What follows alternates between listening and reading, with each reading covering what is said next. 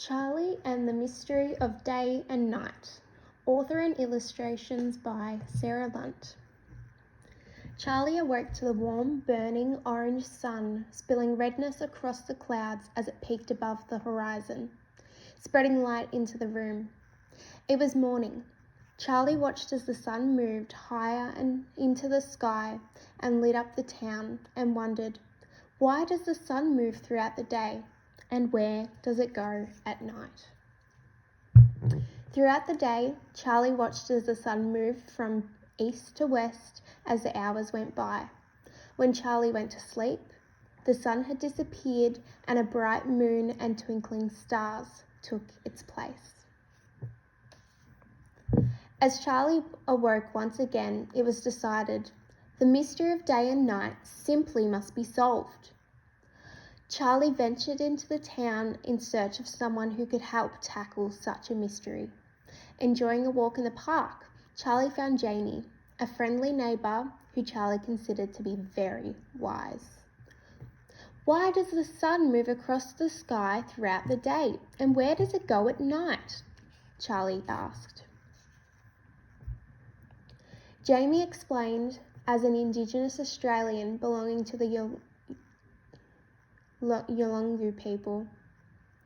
The mystery of day and night can be explained through the story of Walu. The sun is a woman named Walu, Jamie shared, and each morning as we witness the dawn, Walu lights her torch. She paints herself with red ochre, which spills across the sky and colours the clouds brilliant pinks and reds, which we witness as the sun rises. She fills the day with light by carrying her burning torch across our sky from east to west, Jamie continues. This explains how the day is filled with light, but where does the sun go at night? Charlie wondered. As Walu reaches the end of her travel across our sky, we once again see the red ochre spread across the clouds, leaving the burning red sunset. Jamie explains that when Walu once again reaches the horizon, she puts out her burning torch, descending us into nightfall. She then disappears, travelling from the western horizon back to the east to provide us with daylight once again. Charlie thanks Jamie for such a wonderful insight into the day and night. Jamie then suggests for Charlie to speak to Riley, the local scientist, for their perspective. Charlie finds Riley at the town library, who agrees to assist in the quest to understand the mystery of night and day. Riley takes a globe from the table beside them and explains, the Earth has an imaginary axis, like the one shown here on this globe, which runs from the north to the south pole. Taking a yellow book to represent the sun, Riley demonstrates that the Earth rotates on its axis, much like you can spin a globe. The Earth completes one full rotation on its axis every 24 hours or each day, Riley explains. This means that as the Earth rotates on its axis throughout the day, the light and the heat that radiates from the sun is experienced by different portions of the Earth.